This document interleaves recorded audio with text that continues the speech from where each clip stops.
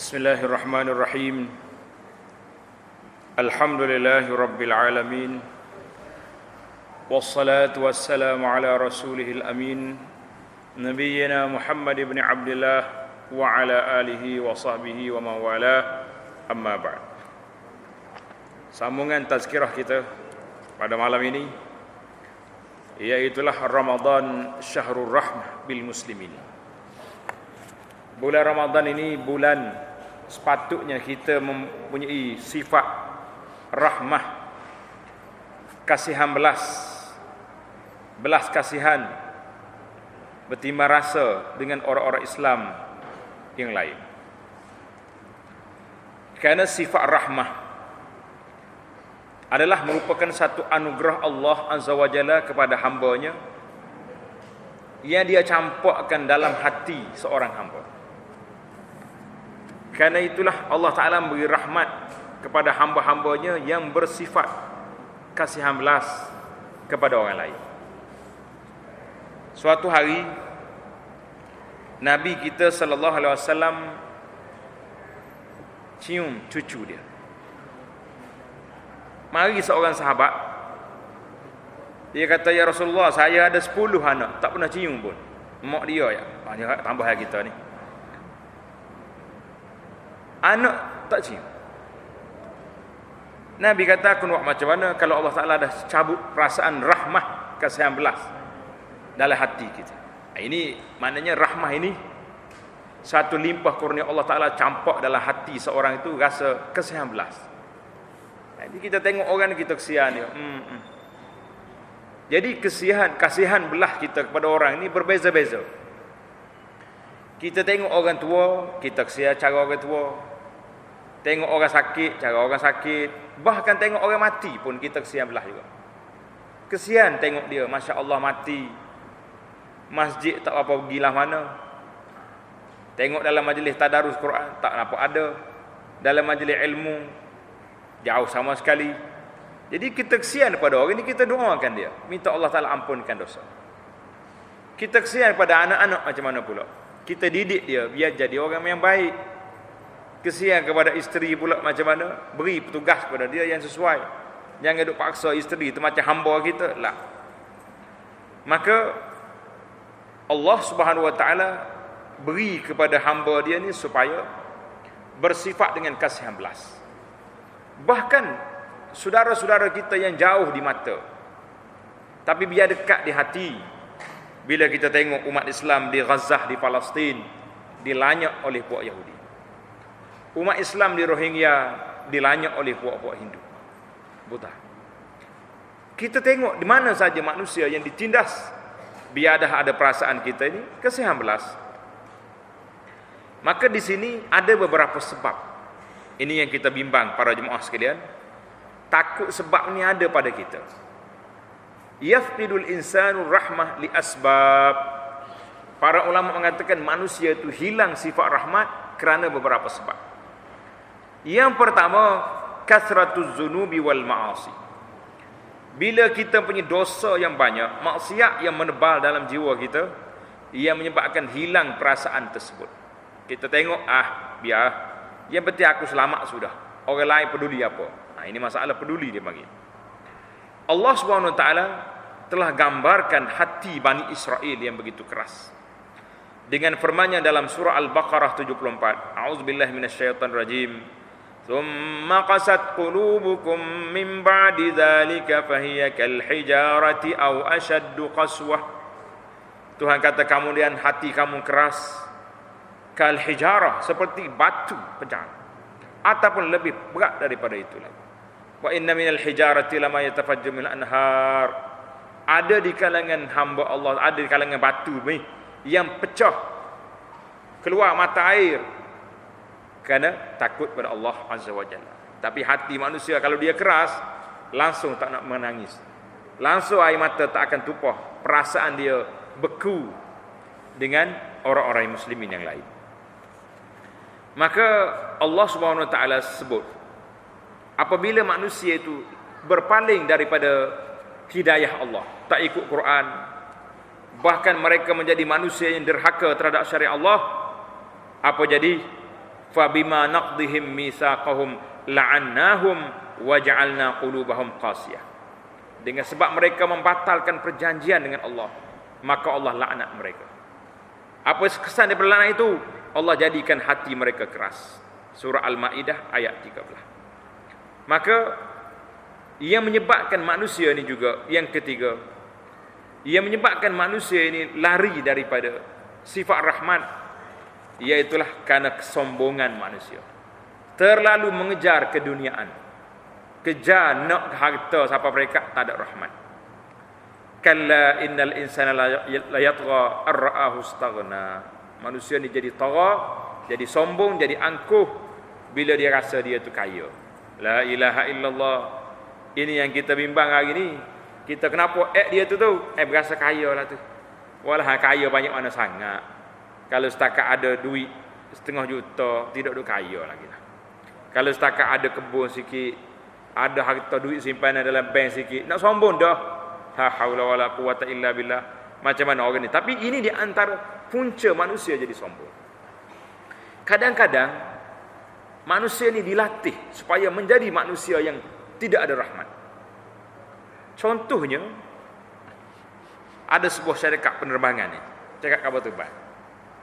Oh, jangan main. Kalau kita beli, bayar tambang 20 kilo, barang kita lebih 21 kilo, dia suruh buka beg, keluar 1 kilo. Kalau tidak, kena bayar.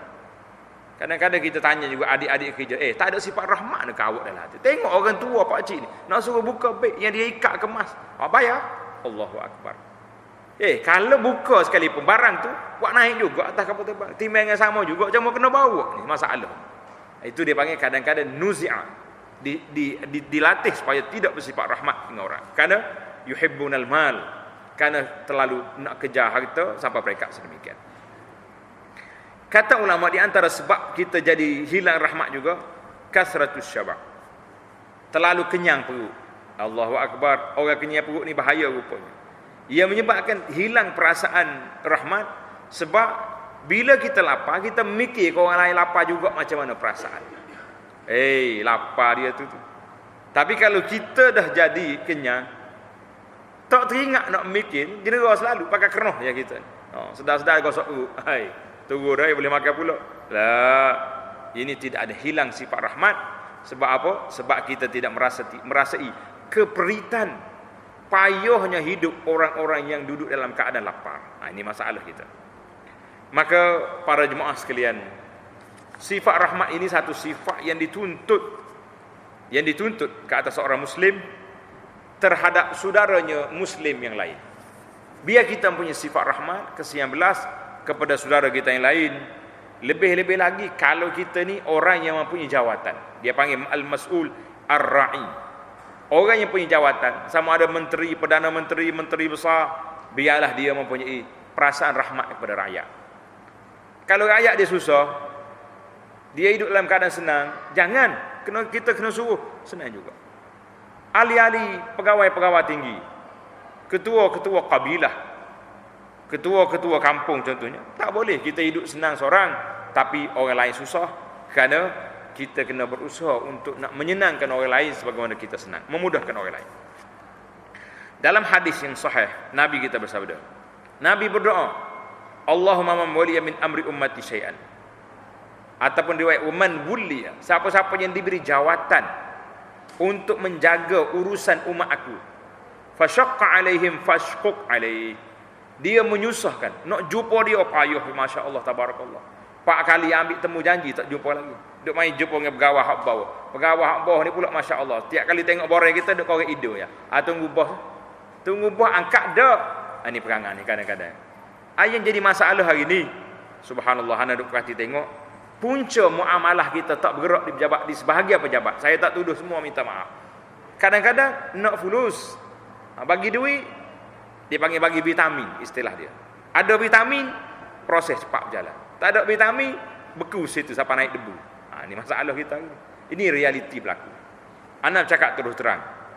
Di antara benda yang saya tak percaya dalam hidup, tak percaya. Lepas beberapa belah tahun duduk di negara Arab, di Madinah, balik-balik mari tengok indeks rasuah, perangai orang Melayu yang begitu dahsyat dalam isu ni. Saya tak percaya peringkat trauma saya. La ilaha illallah, orang Melayu ni orang lemah lembut, orang yang punya sifat yang baik ni masyarakat Melayu, tapi rakus dalam masalah keduniaan. La ilaha illallah. Ni ustaz kita ni nak pergi jual buku agama. Saya tak sebut nama, sekolah kau pejabat lebih kurang gitulah. Dia kata, boleh saya nak luluskan masuk buku ni, tapi dengan syarat berapa peratus untuk saya. La ilaha illallah, buku agama, halal haram, dosa kepala, mu nak minta rasuah dengan aku. Ustaz kata, biarlah, aku tak jual buku pun tak apalah, balik. Timbul. Nabi doa siapa dia yang dilantik menjadi ketua pemimpin pada umat Islam, dia menyusahkan, fashquq alaihi, ya Allah susahkan hidup orang ni. Jangan main. Ini doa Nabi sallallahu alaihi wasallam. Wa man wulliya min amri ummati syai'an farafaqa bihim farfuq bihim. Siapa dia dilantik memegang jawatan umat ini, kemudian dia mudah segala urusan, maka permudahkanlah urusannya. Subhanallah. Allahu akbar. Hadis ini riwayat Imam Muslim. La ilaha illallah. Ini satu riwayat. Dalam hadis lain pula, Nabi kita apa dia? Man wallahu Allahu amran min amri ummati. Siapa dia yang Allah lantik dia menjadi jaga urusan umat ini, fahtajaba duna hajatah. Tapi payah nak masuk, nak jumpa dia payah sangat. Pengawal dia, PA dia, apa benda, Allah, bodyguard dia punya susah. Maka apa jadi? Ihtajaballahu duna hajatahu. Allah akan sekat keperluan dia di akhirat esok. Tuhan awak mayah juga dia. Mengatas dunia dia aku bagi jawatan, menyusahkan umat hamba aku, di akhirat aku susahkan kamu. Ini hadis ini dibuat Abu Daud At-Tirmizi. Maka sifat rahmat ini dituntut daripada semua benda. Satak guru dengan pelajar-pelajar kena sifat rahmat, kena sifat rahmat. Allah Ta'ala beri pahala yang besar bila kita bersikap lemah lembut. Kerana itulah Allah Ta'ala puji Rasul sallallahu alaihi wasallam dalam surah Al-Imran ayat 159, "Fabima rahmatin minallahi linta lahum walau kunta fazzan ghalizal qalbi lam faddu min haulik." Tuhan kata dengan sebab rahmat Allah Ta'ala, kamu bersifat lunak, lemah lembut dengan orang-orang yang didakwah. Kemana kalau kamu bersifat keras, hatimu keras, orang akan lari tinggal dakwah kita. Betul sekali. Rahmat juga dituntut daripada imam dengan makmum. Ni dia. Imam jangan menyusahkan makmum. Mentaka kita hafal Quran, kita baca setengah juzuk, orang belakang ni guli mati habis dah, rebuh habis. Tak boleh. Tapi kalau setakat satu muka, buat berlatih lah. Ambil cium bang, kata orang-orang soleh dulu. Satu juzuk, satu rakaat. Kita satu muka rasa panjang dah, dia tidak panjang sebenarnya. Sebab kita rasa panjang, sebab kita tak biasa. Tak biasa nak masuk dalam majlis, masuk dalam qiyamul lail yang panjang-panjang ni tak biasa. Tapi kalau orang biasa solat di Masjid Haram, biasa pergi Mekah, dia rasa tak ada satu benda pelik. InsyaAllah lah kita pun akan upgrade jugalah solat tarawih kita ni. Ni hari ni orang panggil peringkat permulaan. Nak suruh rasa tengok sekali-sekala panjang sikit. Jadi biar ada perasaan. Karena itulah dalam solat malam mungkin kita panjang sikit supaya kita menjiwai bacaan Al-Quran. Dalam rukuk kita panjang, kita boleh baca doa dalam sujud ini. Jadi tapi imam kena bersifat dengan lemah lembut kepada makmum, jangan menyusahkan dia. Dalam hadis ni Nabi kata, man amma minkum bin nas falyukhaffif. Siapa dia jadi imam, maka ringkaskanlah, jangan lama sangat. Kerana ada orang tua, ada orang sakit, ada kanak-kanak, ada orang yang punya keperluan, dia nak pergi cepat. Jadi kita sederhana ambil. Alhamdulillah. Itu pun dalam hadis ni Nabi kita sebut sederhana, jangan panjang. Kerana zaman tu orang memang panjang. Cerita Muaz kena dakwa, dia solat terlalu lama. Orang kapur dia mari bagi tahu kepada Nabi sallallahu alaihi wasallam. Nabi panggil Muaz, Nabi kata, afatanun anta ya Muaz, mu nak buat fitnah pada masyarakat. Siapa orang marah kamu? Jadi Nabi kita larang. Zaman kita gini, kita balik pula hadis ni. Kadang-kadang imam kita ni masya-Allah tabarakallah, nyo baca Al-Fatihah tu senapah. Bismillahirrahmanirrahim. Makmum belakang tu belagak salah mana. Jadi nasihat Nabi kepada sahabat-sahabat dia, jangan dipanjangkan bacaan. Nasihat kita pada imam yang zaman kita ini, jangan terlalu kokoh, terlalu nak cepat sangat. Nak pergi ke mana? Kalau saya ni 20 rakaat lah, kena laju. Lah, buat 10 rakaat. Dengan baca perlahan, dengan kita baca tumakninah, lebih baik daripada kita duk kejar rakaat tapi baca tak tahulah ke mana. Ini. Maka rahmat juga dituntut daripada para pendakwah. Pendakwah ni pun kena ada juga. Jangan duk marah satu kali. Allah Taala hantar Nabi Musa dengan Harun pergi jumpa Firaun.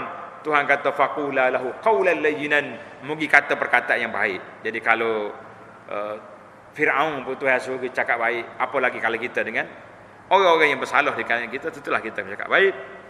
Dan rahmat juga dituntut daripada bapa dan ibu terhadap anak-anak. Janganlah mak ayah asyik duk jekoh anak ya. Seolah-olah tak ada kerja lain. Lepas dia beranak, kerja dia jekoh anak lah. Tunjukkanlah kasih sayang dengan baik. Cuma tapi kalau anak tu bersifat langsung tak dengar kata, bolehlah kita jatuhkan hukuman mengikut yang sepatutnya. Jadi rahmat ni dituntut segala benda. Sampai Nabi kata apa? Kalau kamu sembelih pun fa ahsinul qitlah. Sembelih pun kena sembelih dengan baik. Biar pisau tu tajam, kedudukan posisinya betul. Kalau kita kena sembelih ni ikut nyalak ke mana pun, mungkin nak suruh mati. Nabi kata tak, sembelih dengan cara biar lemah lembut, biarnya pisau tu kena tajam, jangan duduk kerak dengan gaji. Siapa apa ni gelepar lembu nak matilah. Dengan pisau. Kita nak suruh dia mati sebab kita nak makan dia, bukan kita nak seksa dia. Allahu akbar. Muslimin dan muslimat para jemaah sekalian, inilah tazkirah ringkas kita tentang bersifat rahmat dengan segala perkara. Allahumma arhamna rahmatan wasi'ah, taghfiru biha az-zamba wa tumhu biha al-khati'ah wa ta'fu biha 'anil zalal ya arhamar rahimin.